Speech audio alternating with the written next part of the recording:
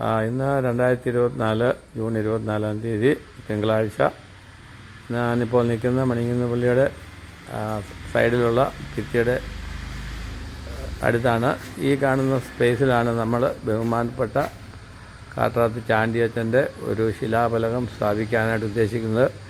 26 ബുധനാഴ്ച ഇവിടെ രാവിലെ കുർബാനയും അതിനോടനുബന്ധിച്ച് ശിലാഫലകത്തിൻ്റെ സ്ഥാപനവും ഉണ്ടായിരിക്കുന്നതാണ്. മണികുന്ന് പള്ളി എന്ന് പറഞ്ഞാൽ ഇത് സ്ഥാപിച്ചിട്ട് 130 വർഷത്തോളമായി. മണികുന്ന് സ്കൂളാണ് ഈ കാണുന്നത്. ഇതും 113 വർഷത്തോളം മുമ്പ് 23 വർഷത്തോളം മുമ്പ് സ്ഥാപിച്ചതാണ്. വിശാലമായ മുറ്റവും പ്രകൃതി ഭംഗിയുമാണ് മണികുന്ന് പള്ളിക്കുള്ളത്. നമുക്ക് കാണാൻ കിഴക്കോട്ടാണ് ഞാനിപ്പോൾ നോക്കിയിരിക്കുന്നത്. എൻ്റെ മുമ്പിൽ കാണുന്നത് നമ്മുടെ വാഗമൺ മലയും ഇല്ലിക്കക്കല്ല്, മുതുകോരമല എന്ന പുതിയ അങ്ങനെയുള്ള മലകളാണ്. വളരെ പ്രകൃതി രമണീയമായ സ്ഥലമാണ്. മണികുന്ന് പള്ളിയുടെ മുമ്പിൽ തന്നെ ഒരു കൽക്കുരിശ് സ്ഥാപിച്ചിട്ടുണ്ട്. ഇത് സ്ഥാപിച്ചിട്ട് ഏതാണ്ട് 10-12 വർഷമായി.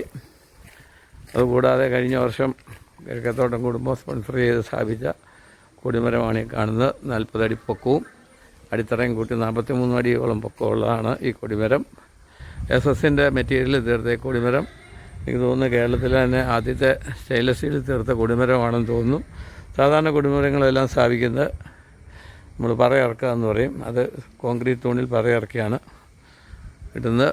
ഈ കൊടിമരം ഒരിക്കലും തുരുമ്പെടുക്കില്ല എന്നുള്ളതാണ് എൻ്റെ പ്രത്യേകത. അതുപോലെ തന്നെ അതിന് ബ്രാസിൻ്റെ റിങ്ങും കൊടുത്തിട്ടുണ്ട്. ഇവരുടെ മോന്തളവും പ്രധാന മുഖവുമാണ് ഈ കാണുന്നത്. വീണ്ടും ഞാൻ കാണിക്കുന്നത് വാഗമൺ മലകളാണ്. ഇപ്പോൾ മഞ്ഞ് മൂടിയിരിക്കുന്ന കാണത്തില്ല. അങ്ങേയറ്റത്ത് ഇല്ലിക്കക്കല്ല്, വളരെ ഭംഗിയുള്ള ഒരു കല്ലറകളാണ് ഈ താഴെ കാണുന്നത്.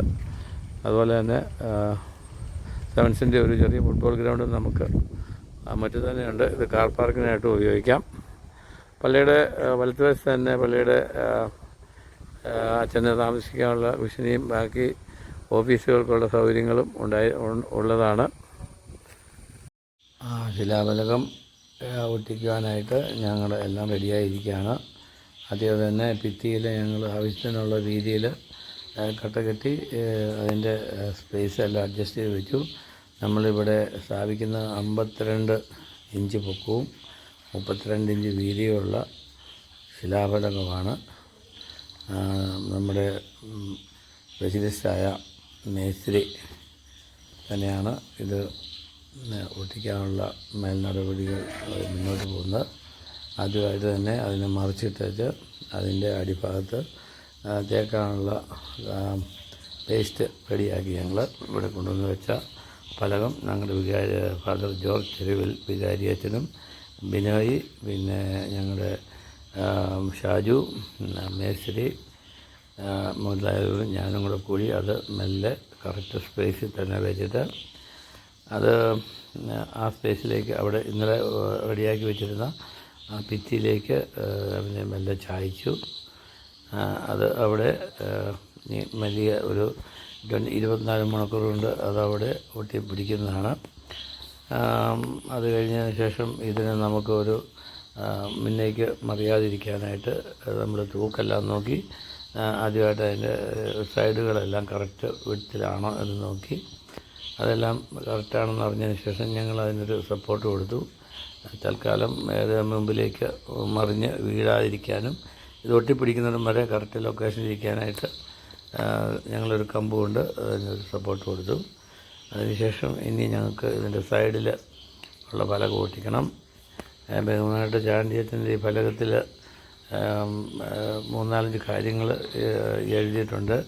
അത് ഒന്ന് മണികുന്ന് പള്ളിയുടെ സ്ഥാപകൻ, ക്ലാരമ്മയുടെ സ്ഥാപകൻ, അതിനുശേഷം നമ്മുടെ കുരിശുമല, വാഗമൺ കുരിശുമല, പിന്നെ മണികുന്ന് സ്കൂള്, അതിനുശേഷം സെൻറ്റ് ആൻഡ്രൂസ് ഹൈസ്കൂള്, അതിനുശേഷം പന്നിങ്ങാനം ക്ലാരമഠം, പിന്നെ നമ്മുടെ മലഞ്ചിപ്പാറ പള്ളി. ഇത്രയും കാര്യങ്ങളാണ് അദ്ദേഹം നമുക്ക് വേണ്ടി നമ്മുടെ ഈ അടുത്ത പ്രദേശങ്ങളിൽ സ്ഥാപിച്ചത്.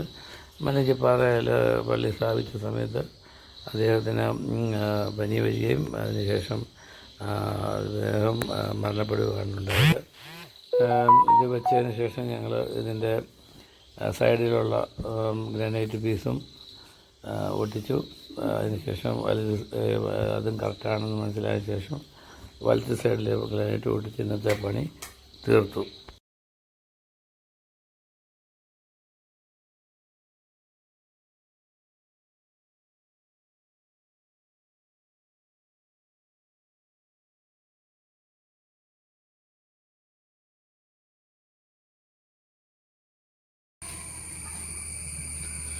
സൈഡിലേക്കുള്ള അടുത്ത വശത്തെ സൈഡിലുള്ള ഗ്രാനൈറ്റിൻ്റെ പീസ് ഒട്ടിച്ചു. അത് കറക്റ്റായി വെച്ചതിന് ശേഷം ഞങ്ങൾ അടുത്ത സൈഡ് വലത്ത് സൈഡിലുള്ള ഗ്രാനൈറ്റ് പീസ് ഒട്ടിച്ചു. ഏതാണ്ട് പഴയകാലം തന്നെ പിടിക്കണേ 10:30 തുടങ്ങിയ 12 മണിയോടുകൂടി നാളത്തേക്ക് ഇതിൻ്റെ ഉത്സവത്തിനായിട്ട് നമുക്ക് വെയിറ്റ് ചെയ്യാം.